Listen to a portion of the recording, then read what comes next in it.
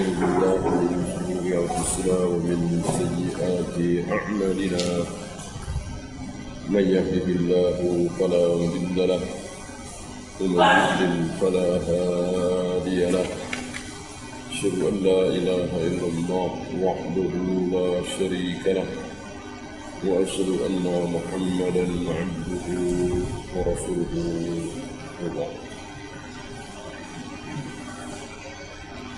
Terakhir kita bahas tentang haramnya berjidal, berbantah-bantahan dalam agama ini, walaupun masing-masing dengan dalil. Karena Nabi pernah satu ketika mendengar orang mengatakan, alam yakulillahu kada, alam yakulillahu kada. Ada dua orang berdebat, masing-masing membawa ayat Al-Quran. Mereka mengatakan, bukankah Allah berkata begini? Bukankah Allah berkata begini? Masing-masing membawa ayat. Allah bilang begini kan? Allah bilang begini kan? Dua-duanya pakai ayat. Nabi keluar dan Nabi marah. Tapi nggak suka. Kalau sekarang mungkin seperti debat-debat di televisi, itu bicara masalah dunia, ya kan? Sini ngomong, dipotong sini, sini ngomong, dipotong sana. Allah dan Rasulnya tidak suka pemandangan seperti itu. Ya, Allah lebih menyukai belajar, mengajar, mengajar, belajar, belajar, mengajar. Ada yang belajar, ada yang mengajar, ada yang mengajar, ada yang belajar. Cukup. Buat apa debat-debat? Terima kebenaran, silahkan. Nggak mau, sudah. Daripada debat berpanjang lebar nggak karuan, mending apa sekalian? Mubahalah sekalian. Sunnah. Ya. Kan Nabi tidak berpanjang lebar meladeni pendeta dari Najran itu. Ya. Ketika pendeta itu datang menentang ayat, setelah turun ayat menyatakan bahwa laqad kafara alladziina qalu innallaha tsalitsun tsalatsa. Kafir orang yang mengatakan bahwa Tuhan itu ada tiga. Kafir. Tuhan itu satu. Nabi Isa bukan Tuhan, bukan anak Tuhan, tapi Nabi Rasul. Enggak terima pendeta Najran ini. Sudah. Nabi enggak mengulang-ulang ayat, tidak memaksakan diri, tidak mengajak berpikir logika segala macam. Sudah disampaikan, mau apa lagi? Nabi menyiapkan Fatimah, Hasan, Husain, Ali bin Abi Thalib, beliau, anak beliau, mantu beliau, cucu-cucu beliau, satu keluarga. Mari, mana keluarga? Summa nabtahil fa naj'al la'natallahi 'alal kadhibin. Udah kita bermubahalah saja. Siapa dari kita yang sesat, mudah-mudahan cepat dikutuk, dilaknat oleh Allah. Selesai. Mereka enggak berani. Ini lebih sunnah, lebih baik daripada berpanjang lebar dalam debat. Tidak suka. Dan sunnah Nabi ini diteruskan oleh Umar ketika Sabir membahas-bahas wal 'adiyati dhabha wal muriyati qadha wan nasitati nasqa, dan seterusnya ayat-ayat yang kita nggak tahu nggak apa-apa. Kuda-kuda perang menyerang, kita nggak tahu apa-apa. Yang penting kita imani itu ayat Allah, itu hak, dibaca satu huruf 10 kebaikan. Kan Allah ini berfirman dalam 30 juz, 114 surat, ribuan ayat. 1, 2, 10, 20 ayat kita nggak tahu, nggak paham apa maknanya, nggak dosa, nggak tercela. Nggak mungkin kita semua paham seluruh ayat Al-Quran, nggak mungkin. Nggak mungkin, Nabi aja nggak tahu alif lam mim apa, alif lam ra apa, ya. Nah, ini dia. Jangan takalluf. Yang kita bisa pelajari, yang kita bisa ketahui, alhamdulillah. Yang nggak bisa, sudah. Itu justru menunjukkan kebesaran Allah, ketinggian Allah, kemuliaan Allah. Maka tidak semua ucapan Allah bisa difahami oleh kita yang rendah, yang bodoh, yang hina, yang bukan khalik tapi makhluk. Justru kalau semuanya bisa kita pahami, akan berkurang ketinggian Al-Quran, kemuliaan Al-Quran. Ada ayat-ayat muhkamat, ada ayat-ayat mutasyabihat, ya. Maka hindari, jujur, berdebat, hindari. Nggak mau terima, sudah, ya. Kita nggak suka, takut terkena subhatnya, ya jangan ikut-ikutan situ. Udah nggak usah deh. Muhammad bin Sirin menutup telinga ketika ahlul bidah itu minta supaya Muhammad bin Sirin mau mendengarkan ayat-ayat Al-Quran. Ayat-ayat Al-Quran padahal bukan ucapan dia semata, ayat Al-Quran. Tetap beliau nggak mau, tutup telinga. Ini dia. Sekarang kita lanjutkan pasal ke-13.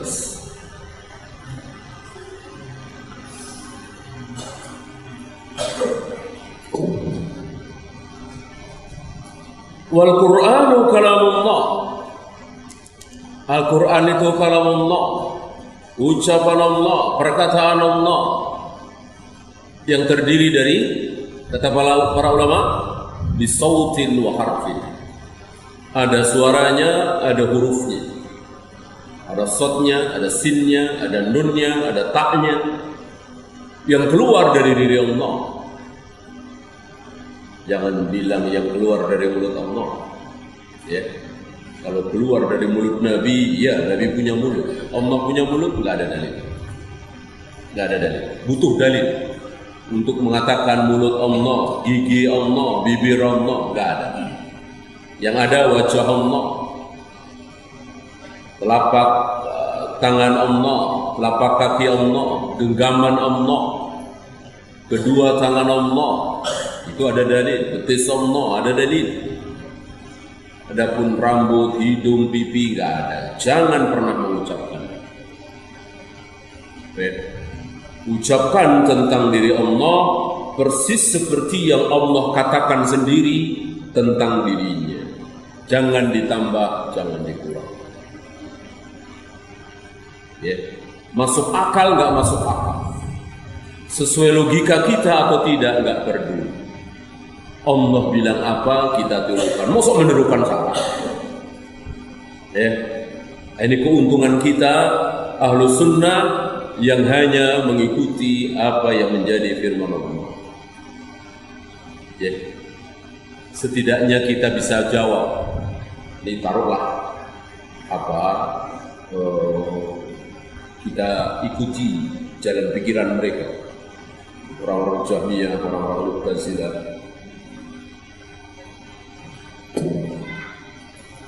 Seandainya kan mereka mengatakan Allah tidak punya tangan, kan? Tangan Allah itu kiasan. Allah tidak punya wajah, kan? Wajah Allah itu kiasan. Seandainya nanti Allah bertanya kepada mereka, wahai Jahmiyah, wahai Mu'tazilah, kenapa engkau mengatakan bahwa aku tidak punya tangan? Tahu dari mana? Kira-kira jawabnya apa? Insya Allah nggak punya jawab. Nggak punya jawab. Apa jawabnya? Iya, udah jelas di situ kedua tangan Allah, tangan Allah. Apa jawabannya? Nggak bisa. Beda dengan ahlu sunnah. Seandainya ahlu sunnah ditanya, wahai ahlu sunnah, kenapa engkau mengatakan dulu waktu di dunia bahwa aku punya tangan dua, aku punya wajah? Mudah bagi ahlu sunnah menjawab. Apa? Engkau sendiri ya Allah yang mengatakan dalam kitab, Ar-Rahmanu 'alal 'arsy istawa, kullu syai'in halikun ila wajhahu. Ma mana'aka an tasjuda lima khalaqtu bi yadayya. Bukankah engkau sendiri yang mengatakan tentang aku bersemayam di ars, wajahku, kedua tanganku. Kami hanya mengikuti ayat-ayat-Mu ya Allah. Selesai. Ya.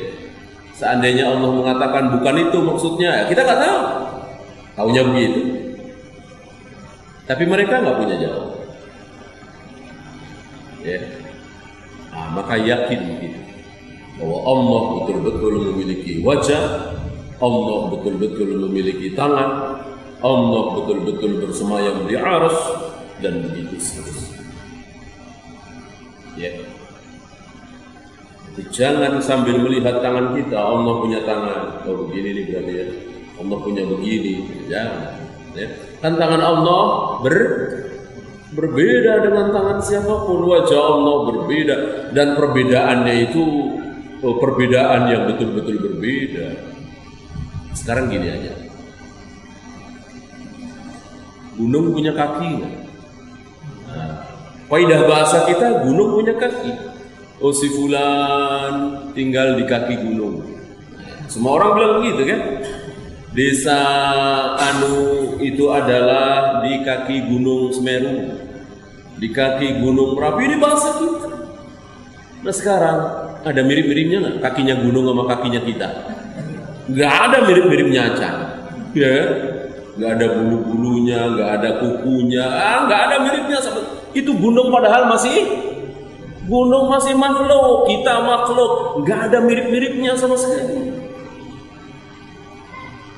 Maka tangan Allah dengan tangan kita, wajah Allah dengan yang nggak ada mirip-miripnya sama sekali. Maka ketika kita mengatakan tangan Allah, lalu kita melihat tangan kita, oh begini, ya jauh sekali, nggak ada mirip-miripnya sama sekali. Ya, tapi tangan itu apa? Tentu semua orang tahu. Masa tangan nggak tahu? Wajah itu apa? Semua orang tahu.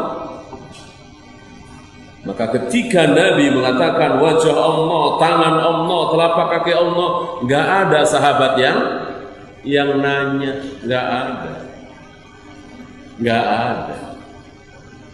Ya. Maka bertebaran dalam Al-Quran, yas'alunaka 'anil ahillah, yas'alunaka 'anil khamri wal maisir, yas'alunaka an syahril haram qitalun fi, yas'alunaka 'anil maqi. Tapi enggak ada yas'alunaka an wajhillah, yas'alunaka an yadillah, enggak ada. Yang ada tadi mereka bertanya kepada engkau tentang khamr, tentang judi, tentang darah haid, tentang hilal, tentang bulan haram, berperang di dalamnya dan seterusnya.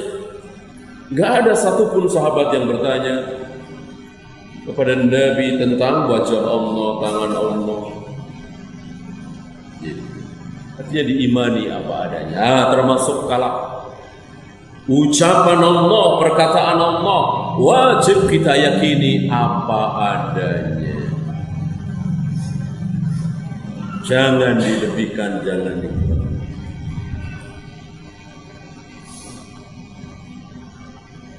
Sampai di situ? Tidak. Wal Qur'anu kalamullah. Sampai di situ? Tidak. Tapi ada tambahan? Apa? Al-Quran adalah kalamullah. Sampai di situ? Tidak. Ada tambahan? Laisa bimakhluqin. Al-Quran adalah kalamullah, bukan makhluk. Padahal tambahan ini masyhur nggak di zaman Nabi? Tambahan ini diucapkan, diteriakkan oleh Rasul, Abu Bakar, Umar dan seterusnya? Tidak masyhur. Ini hebatnya para ulama. Maka tepat sekali dan yakin betul kita dengan sabda Nabi, al-ulama warathatul anbiya. Ulama betul-betul pewaris para nabi. Ini menunjukkan betapa ulama diberi hidayah oleh Allah. Ya, untuk mengeluarkan kalimat-kalimat yang hak, sekalipun keluar itu tidak, kalimat itu tidak keluar dari lisan Nabi. Apa? Laisa bimakhluqin. Al-Quran itu bukan makhluk. Kalimat ini tidak masyhur, tidak diteriakkan di zaman Rasul dan para sahabat. Sama dengan apa? Sama dengan apa? Muludan bid'ah, muludan bid'ah, muludan bid'ah. Ada kalimat seperti itu enggak di zaman Nabi? Ada apa tidak? Ya enggak ada. Kenapa enggak ada? Ya belum ada muludan, ya. Masa kurang kerjaan muludan para sahabat? Muludan apaan ya Rasul? Karena para sahabat enggak ada yang tahu.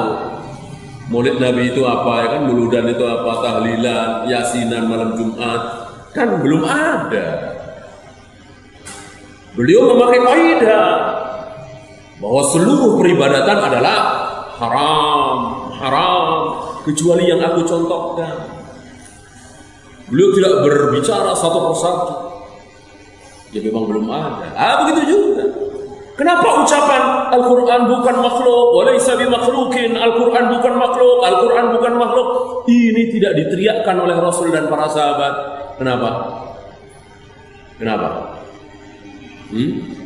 Karena belum ada yang mengatakan bahwa Al-Quran adalah makhluk. Nah, itu dia. Gak ada.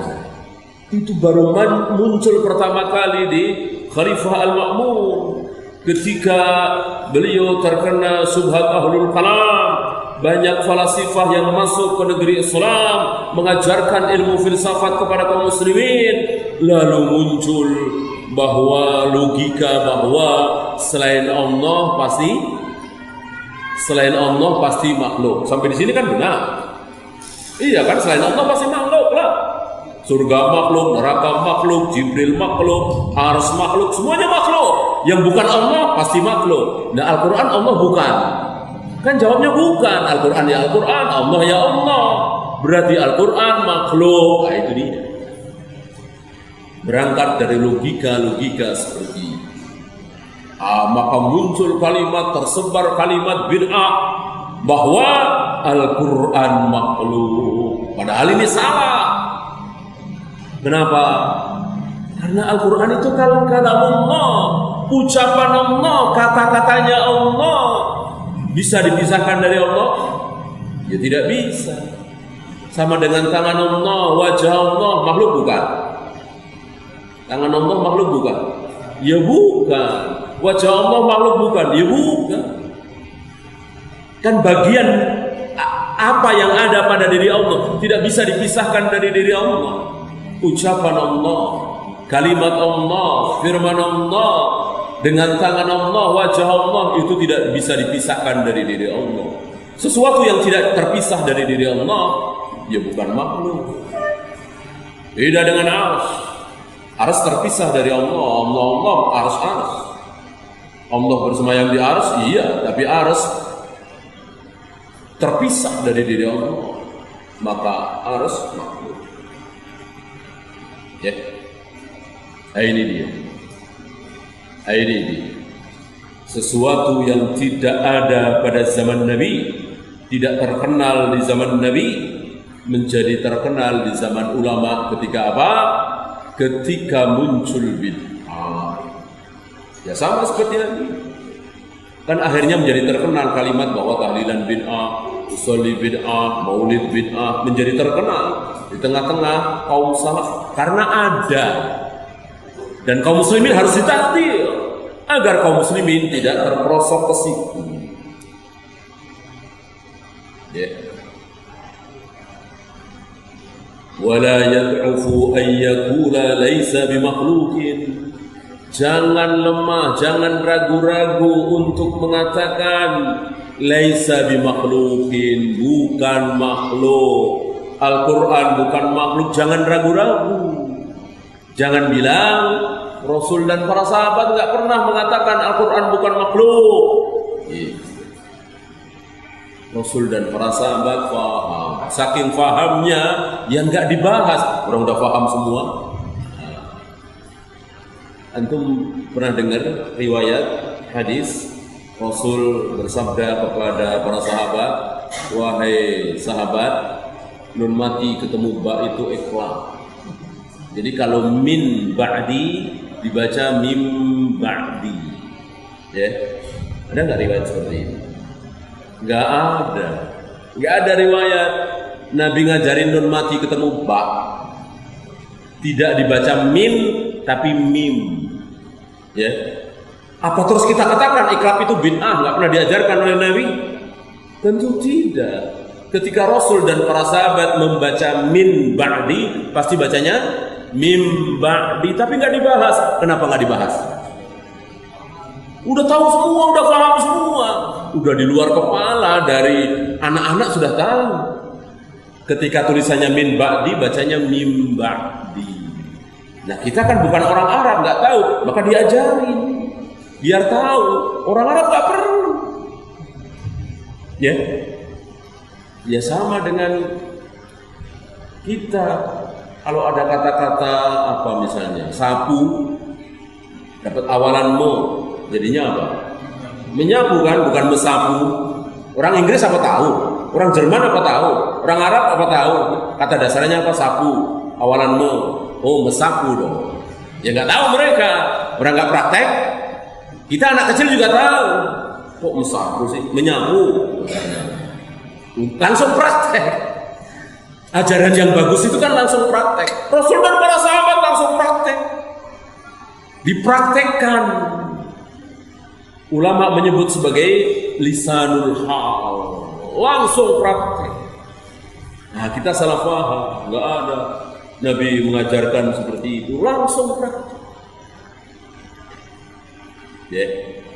Nah, karena kita bukan orang Arab, tidak sezaman dengan Rasul dan para sahabat, maka kita butuh faidah-faidah itu.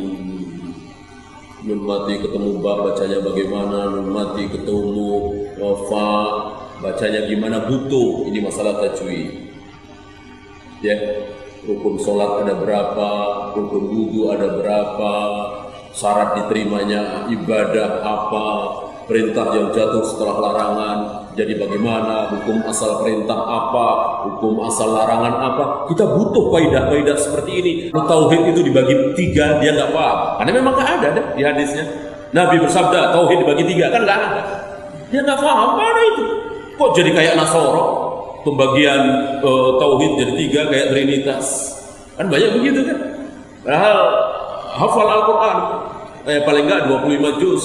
20 juz dia hafal, tapi nggak terima dia adanya tauhid rububiyah, tauhid uluhiyah, tauhid asma wa sifat, bahwa Abu Jahal, Abu Lahab bertauhid dengan tauhid rububiyah, mereka nggak terima.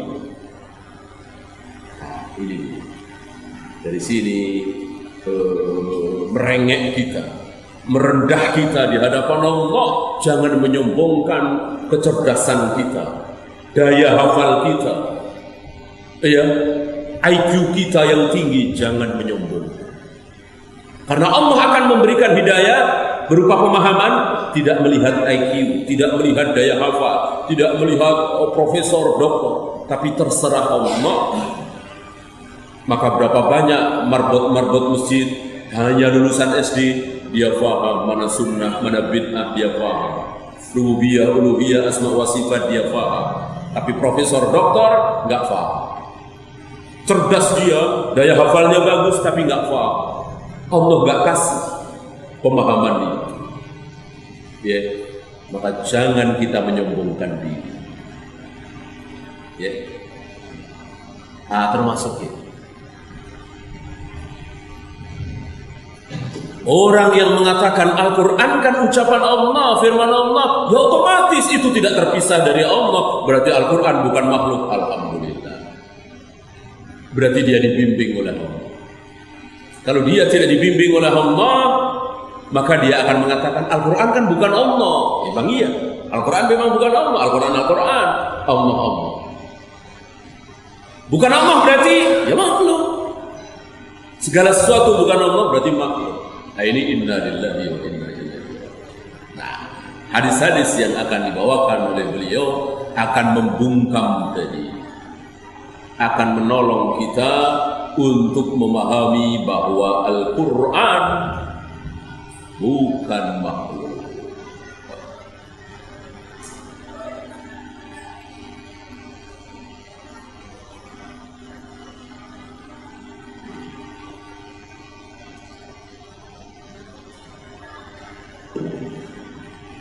Wa laisa minhu syai'un makhluqun. Tidak ada pada diri Allah sesuatu yang makhluk. Tangan Allah ada di mana? Ada di diri Allah. Berarti bukan makhluk. Wajah Allah ada di mana? Ada di diri Allah. Berarti bukan makhluk. Jari-jari Allah ada di mana? Ada di diri Allah. Berarti bukan makhluk. Ucapan Allah, perkataan Allah, firman Allah ada di mana? Ada di diri Allah, berarti bukan makhluk. Ya. Wa iyyaka wa munadharata man ahdatsa fi. Enggak usah ngajak munadharah. Enggak usah ngajak debat. Enggak usah berdialog dengan orang-orang yang menolak hal ini. Kenapa? Karena syubhat itu kuat, hati itu lemah. Syubhat itu kuat. Berapa banyak orang yang terkena syubhat gara-gara lawan bicaranya fasih dalam ucapan, apalagi mau bohong. Hadis dhaif dia bilang sahih, hadis maudhu dia bilang sahih. Kita percaya, masyarakat percaya, ya. Maka udah, nggak usah. Kita sudah punya keyakinan, mereka punya keyakinan, sudah. Mau ya ikut kami, nggak mau sudah. Kan sebagian para a'immah ketika diajak debat, salah satu jawabannya itu, kami sudah menemukan kebenaran dalam Islam ini. Kalau kalian belum nemu, cari sendiri sana. Kami sudah nemu. Kebenaran dalam Islam ini kami sudah nemu, sudah dapat. Ini menunjukkan bahwa para a'immah itu yakin dengan kebenaran. Ini tidak dipuji oleh orang, malah dicibi. Merasa paling benar, merasa sok benar, paling benar sendiri. Ya masuk beragama nggak merasa benar? Ya, apa ada orang beragama merasa nggak benar? Agama bapak apa? Agama saya ini agama yang sesat, agama yang batil. Tapi ya memang itu saya suka yang begitu. Mana ada orang ngomong gitu? Mana ada mau Hindu, mau menyembah berhala, mau menyembah sapi? Nggak ada. Agama kami batil, nggak ada. Pasti merasa benar. Ada kalanya dia menyalahkan agama yang lain, ini yang terbanyak. Ada pula ya yang lain juga silakanlah benar. Pokoknya agama saya juga benar. Nah, itu mereka. Masuk para ulama kita nggak boleh kita ikuti, benar. Inilah sunnah, inilah salah. Padahal kita percaya kepada Nabi. Kulluhum finnar ila ta'ifatan wahidah. Semua masuk neraka kecuali satu. Ya tentu kita berusaha yang satu. Gak mungkin kita akan berusaha masuk ke yang 72. Gak waras itu. Kita akan meninggalkan yang 72 kalau kita percaya dengan sabda Nabi. Lain masalah kalau kita nggak percaya. Insya Allah kita semua percaya dengan sabda Nabi. Sataftariqu ummati ala salasatin wa sab'ina firqatan. Kita nggak ragu dengan sabda Nabi ini bahwa akan pecah menjadi 73. Yang 72 di neraka. Tentu kita berusaha untuk lari dari yang 72 masuk ke yang satu. Nah setelah kita temukan, kita gigit dengan gigi berapa? Jangan dimentahkan lagi. Jangan diganggu lagi dengan yang lain. Maka stop, datang yang lain stop, datang yang lain tutup telinga, tutup mata. Karena ilmu dalam agama ini kan bukan seperti makanan, minuman. Coba-coba, ya coba-coba. Kayaknya menarik nih. Kalau makanan ya iya, nggak enak, jangan sini lagi. Nah, masuk ilmu begitu, coba dah, sekali-sekali coba. Enak nih, ya.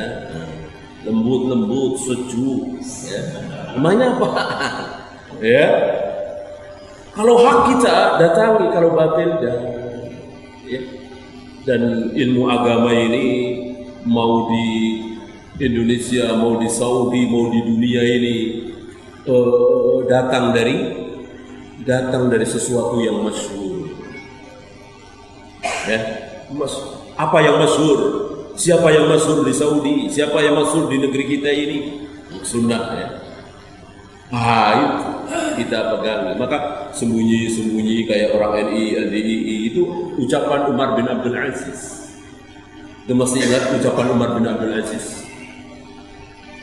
Apabila kalian melihat orang yang sembunyi-sembunyi, berbisik-bisik, berbicara tentang agama, mereka berbisik-bisik, gak mau jahar, gak mau keluar, gak mau di hadapan kaum muslimin, tapi berbisik-bisik. Ngaji di kontrakan-kontrakan, ya kan? Dalam ngaji luar, ya dangdut, ya. Ada yang tahu sama antum, ya? Itu tahun 90-an, 95 rame. Alhamdulillah sekarang sudah sepi. Jadi kontrakan-kontrakan, ya, sendal-sendal sepatu di luar masuki.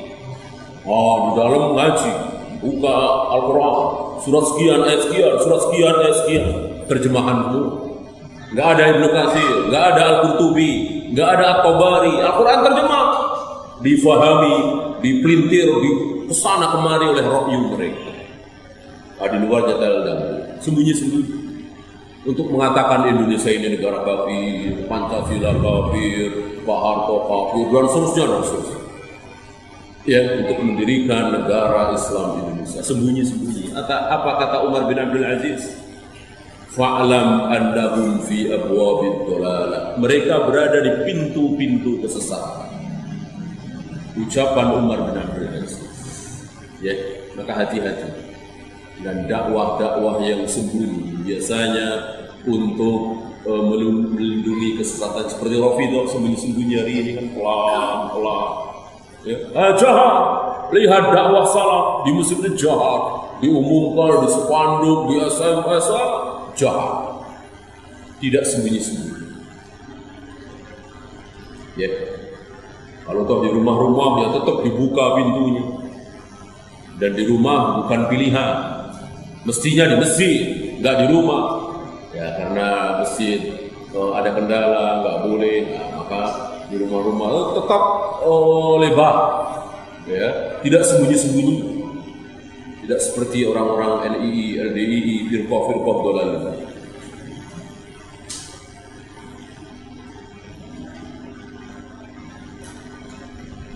Wa man qala bil lafzi wa ghairihi, termasuk orang-orang yang mengatakan lafadznya kan lafadz Al-Quran beda.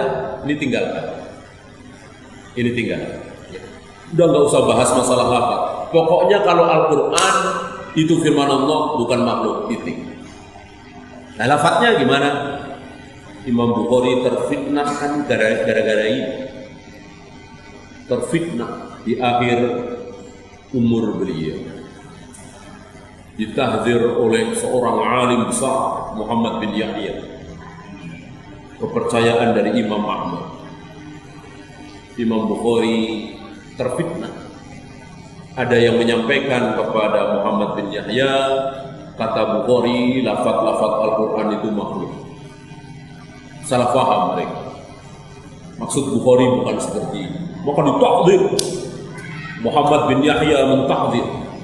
Siapa yang masih duduk di majelisku, siapa yang masih duduk di majelisnya Bukhari, tidak boleh duduk di majelisku.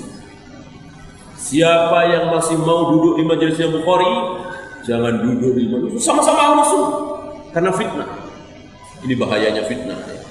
Ngomong sana, sampaikan sini, ngomong sana. Ustadz ini bilang ini sampaikan sana, udah beda. Nah ini hati-hati. Kebetulan ada Imam Muslim di sini. Imam Muslim langsung berdiri meninggalkan majelisnya Muhammad bin Yahya. Imam Muslim lebih sikoh kepada Imam Bukhari. Hanya Imam Muslim. Yang lainnya tetap di situ dan sepi majelisnya Imam Bukhari. Sepi karena Muhammad bin Yahya alim besar.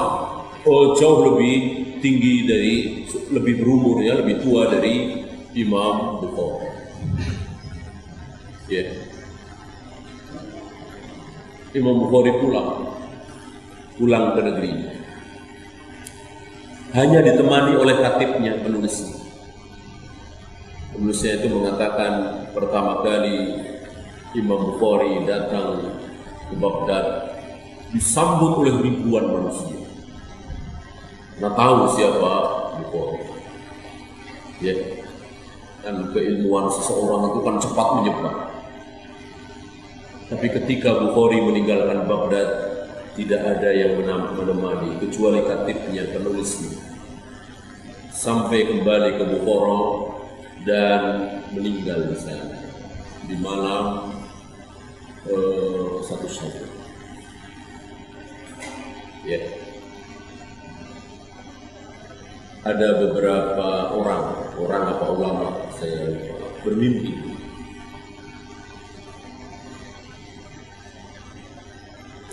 Beberapa atau satu ulama saya lupa. Bermimpi di malam itu bertemu dengan Rasulullah. Orang itu bertanya, "Ya Rasulullah, sedang apa engkau berdiri di sini?" Rasul menjawab, nah dengar kisah ini. Rasul menjawab, "Aku sedang menunggu Bukhari." Barangkali dengan mimpi ini tersebar, nama Bukhari menjadi kembali tahu. Setelah hancur, ditahdir oleh Muhammad bin Yahya. Tapi hebatnya Bukhari ya, beliau dihancurkan oleh Muhammad bin Yahya secara ilmiah, tetapi dalam tulisan beliau tetap menyebut Muhammad bin Yahya. Ya, nanti bisa lihat di Sahih Bukhari berapa kali beliau mengatakan haddatsana Muhammad bin Yahya. Kadang-kadang haddatsana Muhammad, yang dimaksud Muhammad bin Yahya. Ini kejujuran, keadilan, kesabaran, ya, seorang Bukhari. Muslim enggak? Muslim enggak? Ya, manusia ya. Muslim enggak? Muslim enggak ada di Sahih Muslim haddatsana Muhammad bin Yahya enggak? Mungkin kesal juga kali ya. Ya namanya manusia, gurunya gitu kan. Biasanya muridnya malah lebih marah ya kan. Coba Ustadz Hakim dihina-hina, kita lebih marah daripada beliau. Beliau ketawa-ketawa, kita marah ya kan. Ya biasa. Murid kan lebih galak dari guru. Biasanya begitu kan.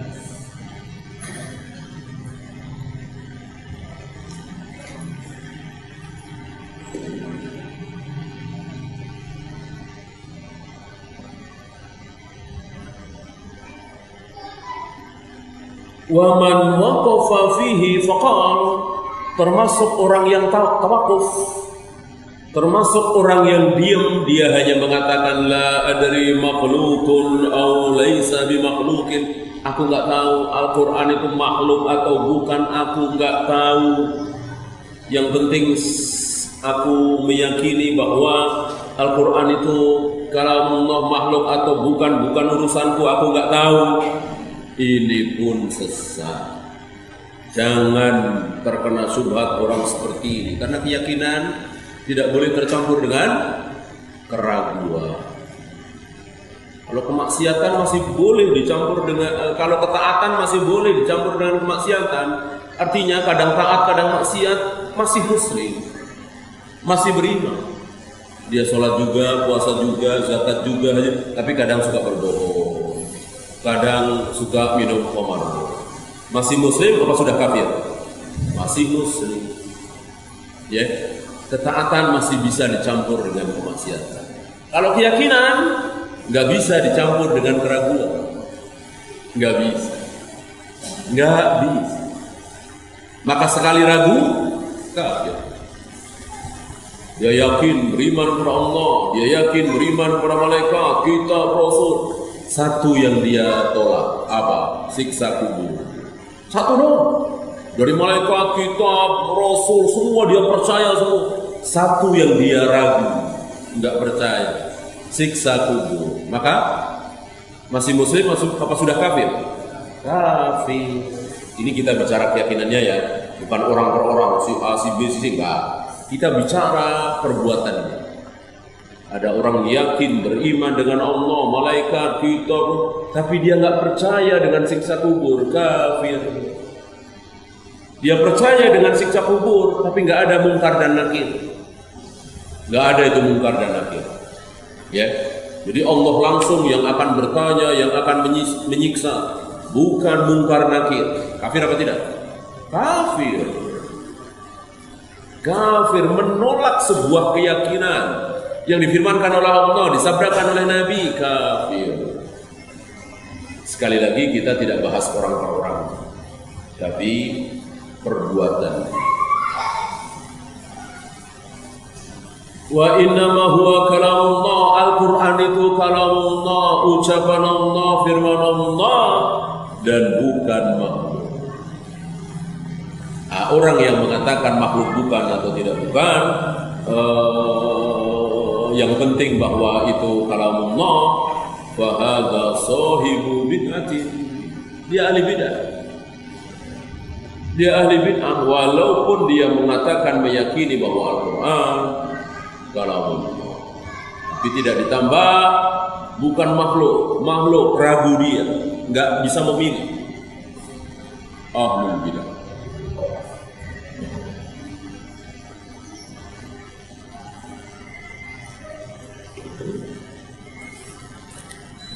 Mithlu man qal huwa makhlukun, sama saja dengan orang yang mengatakan Al-Quran itu makhluk. Sama-sama menolak, sama-sama enggak. Persis ketika Allah menyindir, mengkisahkan, menceritakan seseorang yang ini percaya, ini percaya, ini percaya. Kalau ini enggak percaya, kafir. Kafir. Karena ini keyakinan. Beda dengan perbuatan. Perbuatan seseorang mau zina, minum khamar, berjudi, membunuh, korupsi belum mengeluarkan seseorang dari Islam. Tapi salah dalam keyakinan bisa. Tapi sekali lagi saya ulang-ulang, kita nggak bahas orang. Yang kita bahas adalah perbuatan. Maka kita jangan membahas Pak Fulan, tetangga saya, kafir apa tidak, karena dia telah mengatakan siksa kubur tidak ada. Jangan, nggak usah dibahas. Ya, Pak Fulannya, walaupun keluar dari mulutnya, oh siksa kubur nggak ada itu siksa kubur. Kan belum diadili, pengadilan itu nanti di akhir. Kok sudah disiksa, sudah dihukum? Nggak adil kan Allah? Siksa kubur nggak ada. Pak Fulan namanya. Bolehkah kita kafirkan? Tidak boleh. Tidak boleh. Perbuatannya perbuatan kafir, pelakunya belum tentu kafir. Mana dalil? Dalilnya gamblang sekali. Tidak perlu istimbat yang dalam-dalam. Begitu dengar langsung paham. Mu'ad bin Jabal. Mu'ad bin Jabal. Mu'ad bin Jabal pernah melakukan perbuatan kufur. Apa? Sujud kepada Nabi. Haram kan, kufur kan, sujud. Apakah Nabi mengatakan, wahai Mu'ad, engkau telah keluar dari Islam, ayo baca syahadat lagi? Ya. Cukup beliau mengatakan, lau kuntu amir. Seandainya boleh aku perintahkan manusia untuk sujud kepada sesama manusia, maka akan aku perintahkan para wanita sujud kepada suami. Ya. Dan itu nggak boleh kan? Kalau toh boleh. Ini menunjukkan bahwa pelaku kekufuran belum tentu kafir. Ini yang tidak dipahami oleh anak-anak muda Khawarij. Mereka nggak paham ini.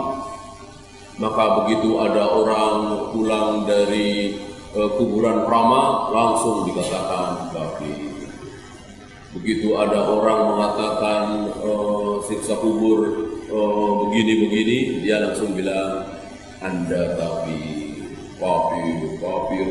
ta'yin. Ditentukan namanya, si fulan kafir, si A kafir, si B kafir. Kalau kita kan enggak. Ahlus sunnah tidak bilang begitu. Ya, mana ada ahlus sunnah membahas si Ulil kafir. Ya, dulu siapa itu Profesor Majid kafir. Ya, orang liberal disebut namanya kafir, enggak ada. Nggak ada yang dibahas perbuatannya. Menolak siksa kubur, kafir, mengatakan Al-Quran itu makhluk, kafir. Tetapi orangnya tidak. Kita serahkan kepada Allah. Allah Maha Tahu. Ya, karena ada penghalang-penghalang bisa menghalangi dia jatuh dalam kekafiran.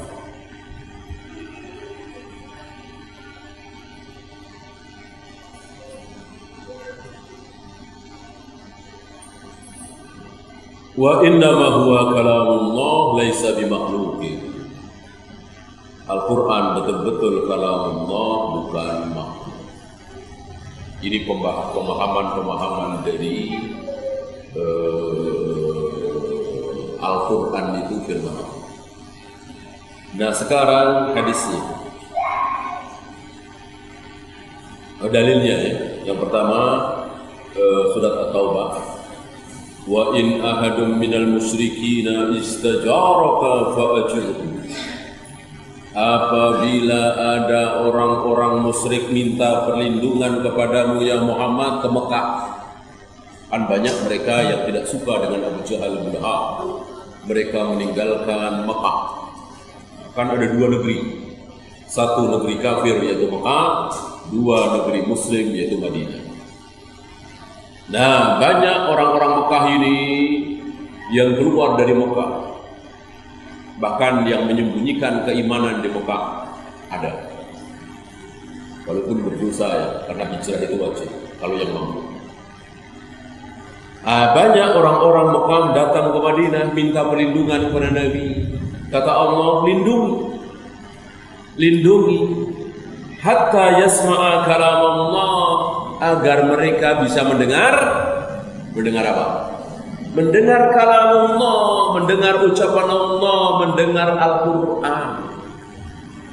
Berarti mengatakan Al-Quran kalamullah, hak, benar, sah.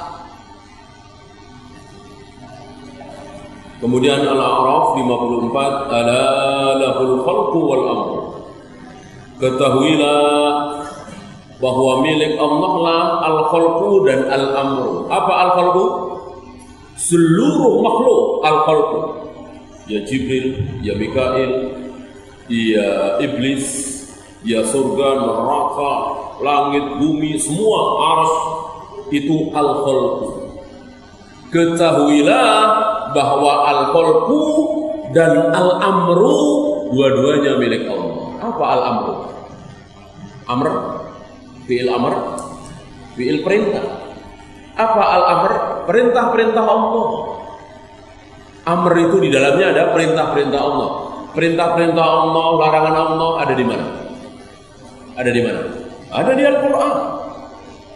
Ada di Al-Quran. Berarti al-amr ini yang dimaksud Al-Quran. Berarti Al-A'raf ini maksudnya ketahuilah bahwa seluruh makhluk dan Al-Quran adalah milik Allah. Seluruh makhluk milik Allah, Al-Quran juga milik Allah. Al-Quran makhluk bukan? Kalau Al-Quran ini makhluk, kalimat ini sia-sia. Kalimat ini sia-sia karena dengan mengatakan Al-Khalqu berarti Al-Quran masuk kan? Kalau Al-Quran makhluk, berarti kalimat itu sia-sia. Ya. Sama dengan sia-sianya orang mengatakan saya suka buah-buahan dan saya suka apel. Sia-sia nggak kalimat itu? Ya, sia-sia kan? Orang apel termasuk buah-buahan. Kalau saya bilang saya suka buah-buahan dan daging kambing, misalnya. Ini kan kalimat yang hak. Berarti buah-buahan bukan daging kambing bukan buah-buahan. Nah, kira-kira seperti itu. Kalau Al-Quran itu makhluk, kalimat ini sia-sia. Mustahil Allah mengucapkan kalimat yang sia-sia. Gitu ya. Nah, maka ala lahul khalqu wal amru bermakna milik Allah ada dua. Yang pertama seluruh makhluk, yang kedua Al-Quran. Ya berarti makhluk bukan Al-Quran, Al-Quran bukan makhluk. Ya.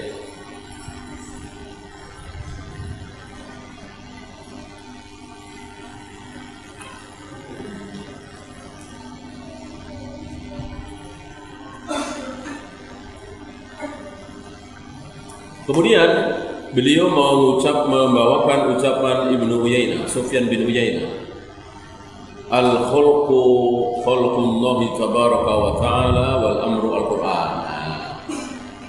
Ternyata diawali oleh Sufyan bin Uyainah, guru dari Imam Syafi'i, yang mengatakan bahwa al-khalqu seluruh makhluk, al-amru al-Qur'an. Ya. Dan para imam mengikuti ucapan beliau, Imam Syafi'i, Imam Bukhari, Imam Abu Dawud dan lain-lain, mengatakan bahwa al-amru di sini adalah Al-Quran. Kemudian ucapan Umar, Al-Qur'anu kalamullah fala tusarrifuhu ala araikum. Al-Quran ini kalamullah, ucapan Allah, maka jangan disuruh mengikuti pendapat kalian. Pendapat kalian jangan mengatur Al-Quran. Al-Quran kalamullah yang mesti mengatur pendapat kalian. Kemudian ucapan Imam Malik, kemudian ucapan Imam Syafi'i, sama. Bahkan Imam Syafi'i mengatakan wa man qala makhlukun fa huwa kafir. Barang siapa yang mengatakan bahwa Al-Quran itu makhluk, maka dia kafir. Ya. Nah, Imam Malik sudah menasihati, jangan pernah mengatakan bahwa Al-Quran itu makhluk. Siapa yang dipaksa mengatakan Al-Quran itu makhluk, jangan mau. Ya. Walaupun disiksa, walaupun dipenjara sampai mati. Rupanya ini firasat beliau, ya, terjadi pada murid cucu. Ya, saya kira tidak ketemu dengan beliau Imam Ahmad, tapi ketemu dengan murid beliau Imam Syafi'i. Imam Syafi'i kan murid beliau Imam Malik, Imam Ahmad murid Imam Syafi'i. Kejadian di penjara, bahkan mau dibunuh kalau Allah tidak takdirkan lain, kalau Allah tidak selamatkan beliau, karena kan tinggal nunggu 3 hari lagi.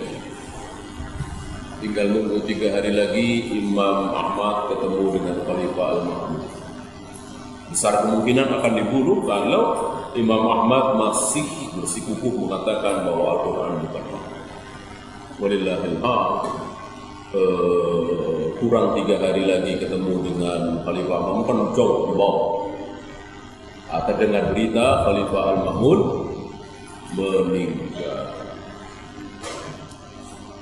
Dan ini karamah beliau, karamah Imam Ahmad selalu berdoa, ya Allah jangan pertemukan aku dengan Al-Mahmud, ya Allah jangan pertemukan aku dengan Khalifah Al-Mahmud.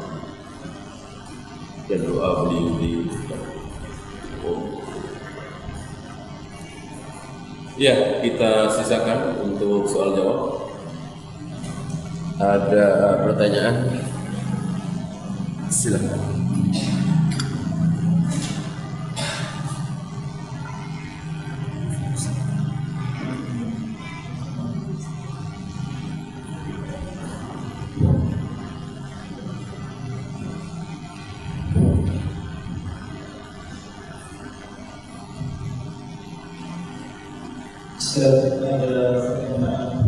Bolehkah kita mengikuti pelatihan atau pengajian ruqyah? Mohon menjelaskan. Tidak boleh ruqyah, ya? Tidak boleh. Tidak boleh. Nabi tidak pernah mengajarkan ruqyah. Yang diajarkan oleh Nabi adalah tafsir, hadis. Al-mufassir ahli tafsir ada dalam Islam. Al-muhaddis ahli hadis ada dalam Islam. Al-faqih ahli fikih ada dalam Islam. Ar-raqi ahli ruqyah ada? Tidak ada. Tidak ada sahabat yang khusus ahli ruqyah. Semua sahabat, seluruh kaum muslimin bisa meruqyah dirinya sendiri, meruqyah orang lain, bisa. Karena meruqyah mudah sekali. Membacakan Al-Fatihah, An-Nas, Al-Falaq, ayat kursi atau ayat-ayat lain di depan orang yang kesurupan, di depan orang yang sakit, terutama sakit panas karena bisa binatang. Siapa yang nggak bisa? Siapa yang tidak hafal suratul Fatihah? Gak ada kan? Maka jangan. Gak ada cara-cara khusus yang sunnah ya. Kalau yang bid'ah ada gitu. Jin itu perlu dipukul dulu. Nah, mukulnya pakai surat Waqiah. Habis dipukul dibanting. Bantingnya pakai apa? Surat Yasin. Habis dibanting dipotong-potong. Potong-potong pakai apa? Al-Baqarah. Hatu burhanakum in kuntum shadiqin. Mana dari wahyu dari mana itu? Ya, tidak ada. Tidak ada. Nabi tidak pernah menjelaskan. Maka jangan. Jangan. Dan itu akan merangsang manusia untuk keluar dari 70.000. Kan dengan dia ahli ruqyah, mendirikan ruqyah center misalnya, orang-orang akan berbondong-bondong kan?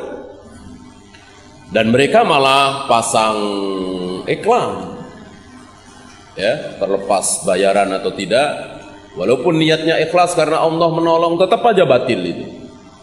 Karena tidak ada para sahabat seperti itu. Kecuali ada seorang ustadz di situ, ada seorang alim di situ, kita mohon beliau untuk membacakan ayat-ayat Al-Quran karena ada yang kesurupan, boleh. Tapi kalau sengaja menelpon, mengundang, mengkhususkan, jangan. Nggak boleh. Wallahu Assalamualaikum warahmatullahi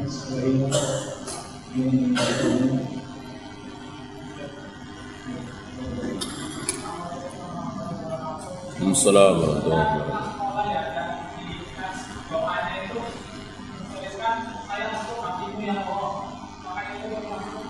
Nggak ada, kata hati nggak ada. Nggak boleh. Wajah Allah ada, tangan Allah ada, ayat-ayatnya, hadisnya, hati tidak ada. Hati tidak ada, maka tidak boleh kita menggunakan kalimat-kalimat yang seolah sok tahu kita terhadap diri Allah. Mana hati? Tidak boleh. Ya. Termasuk kalimat-kalimat yang menyandarkan sifat itu kepada Allah. Walaupun dengan kalimat mungkin. Mungkin Tuhan sudah mulai bosan. Nah, nggak boleh kalimat ini walaupun ada mungkinnya. Nggak boleh. Dan ini jelas menyalahi. Ada hadis kan bahwa Allah tidak pernah bosan. Gitu. Siapa yang bosan? Kita sendiri. Kita sendiri yang bosan karena kita memaksakan diri. Hujan-hujan ke masjid, ada rukhsah nggak diambil, kita sendiri akhirnya yang dilanda kebosanan. Allah nggak bosan. Gitu. Termasuk ketika kita bermaksiat, lalu bertaubat, bermaksiat lagi, bertaubat, maksiat lagi, bertaubat. Allah tidak pernah bosan menerima taubat. Ya, nggak ada Allah katakan dah ente lagi, nggak ada. Itu kan kita. Kalau kita kita malas bener, bosen bener, nangis-nangis minta maaf, nanti berbuat salah lagi, korupsi lagi, ngambil uang kantor lagi, nanti minta maaf lagi, nangis lagi, tentu kita bosan. 3 kali 4 kali aja kita udah malas, pecat. Itu kita. Allah tidak. Mau ratusan kali, mau ribuan kali kita maksiat, tobat lagi, maksiat, tobat lagi, kafir, beriman lagi, kafir, beriman lagi. Allah tidak pernah bosan. Ya. Ketika dia tobat kepada Islam, ketika dia kembali beriman, Allah tidak, apa istilah kita, tidak mencibir. Tidak suudon kayak kita, ntar juga ngulangin lagi nih. Nah, ini kan udah bukan sekali 2 kali. Itu kita, Allah tidak. Padahal Allah Maha tahu loh, ya kan? Kan apa yang akan dia lakukan nanti seperti itu Allah Maha tahu. Tetap Allah detik itu tidak mencibir. Ini luar biasa sifat Allah. Tentu batil kalimat tadi. Mungkin Tuhan sudah mulai bosan. Gak boleh, kalimat itu gak boleh. Ya, haram. Rajman bil ghaib. Mensifati Allah dengan sifat-sifat yang tidak pernah ada pada diri Allah, ini lebih besar dosanya dari zina, khamar, judi dan seterusnya. Wallahu Masih ada kalau dia ada masih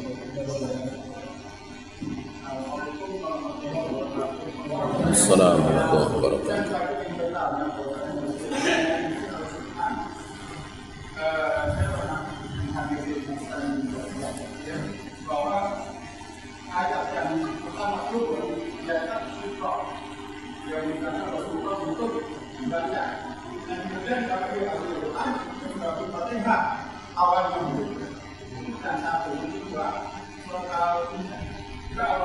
Kenapa yang pertama kali di depan tidak Iqra gitu maksud antum? Oh, kenapa Al-Fatihah?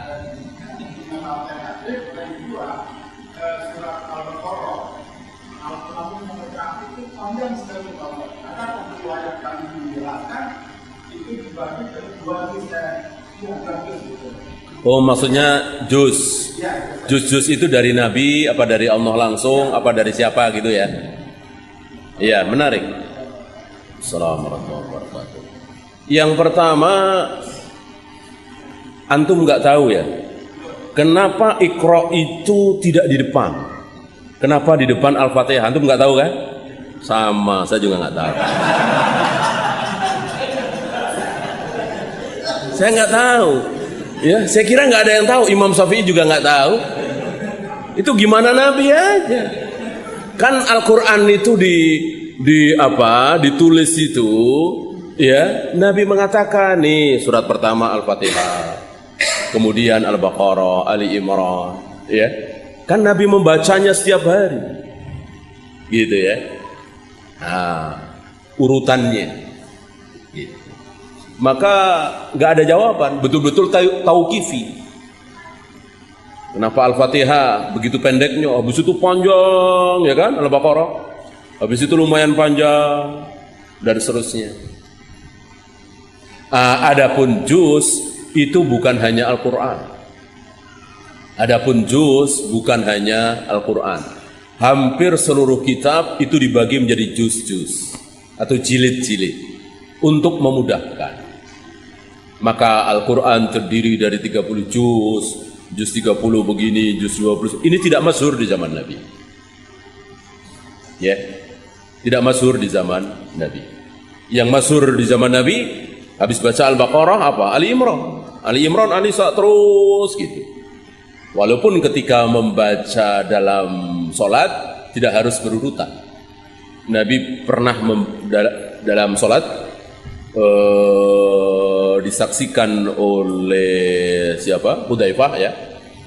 Dalam sholat malam, sholat yang tidak wajib, Nabi membaca Al-Baqarah. Habis Al-Baqarah beliau teruskan dengan apa? Dengan An-Nisa, loncat. Habis An-Nisa mundur Ali Imran. Ya kan? Habis selesai Ali Imran baru ruku. Gitu. Berapa jam tuh kira-kira? Nah, itu disaksikan oleh Hudzaifah. Hudzaifah sholat di belakangnya. Ya. Nah, adapun urutan secara mushaf disepakati oleh Rasul dan para sahabat. Al-Fatihah, habis itu Al-Baqarah dan seterusnya. Maka disimpulkan bahwa urutan surat-surat dalam Al-Quran termasuk ayat-ayatnya itu petunjuk langsung dari Nabi. Ya, bukan berdasarkan turunnya Al-Quran. Jadi kurang lebih begini, ketika turun ayat, taruhlah 10 ayat, Nabi bacakan, para sahabat mengikuti, hafal, ada yang nyatet, rata-rata hafal. Kata Nabi apa? Taruh di surat anu. Taruh di surat anu. Al-Baqarah misalnya. Kemarin Al-Baqarah sudah berapa ayat? Tinggal nerusin tambah 10. Gitu. Besoknya lagi atau pekan depan dan seterusnya Nabi kedatangan ayat lagi, kedatangan Jibril. Ya, turun berapa? 7 ayat misalnya. Begitu Nabi siuman, beliau bacakan, para sahabat mengikuti, menghafal, ada yang menulis. Kata Nabi, taruh di surat anu. Lain lagi, nggak harus yang kemarin. Ya, Nabi nggak nanya yang terakhir kemarin surat apa ya. Terusin aja di situ. Enggak, jadi nggak berurutan gitu, enggak. Ya, tapi Nabi langsung. Ya tentu ini Allah yang mengatur secara wahyu. Taruh di surat anu. Taruh di surat anu. Ya, sehingga ketika Nabi wafat, Al-Quran belum terkumpul dalam satu mushaf, tapi ketika dimasukkan dalam mushaf tidak ada perselisihan. Sahabat nggak rame. Ketika Abu Bakar memulai pekerjaan besar ini, mengumpulkan Al-Quran dalam satu mushaf bersama Umar, Utsman, Ali, Zubair, Tolha dan lain-lain, nggak rame. Gak ada perselisihan. Jadi betul-betul lancar pekerjaan itu. Habis Al-Fatihah, Al-Baqarah, Ali Imran terus sampai terakhir An-Nas. Wallahu. Habis. Ya, kita akhiri. Kita tunggu zuhur ya. Kita tutup. Subhanakallahumma bihamdika asyhadu an la ilaha illa anta astaghfiruka wa atubu ilaik. Assalamualaikum warahmatullahi wabarakatuh.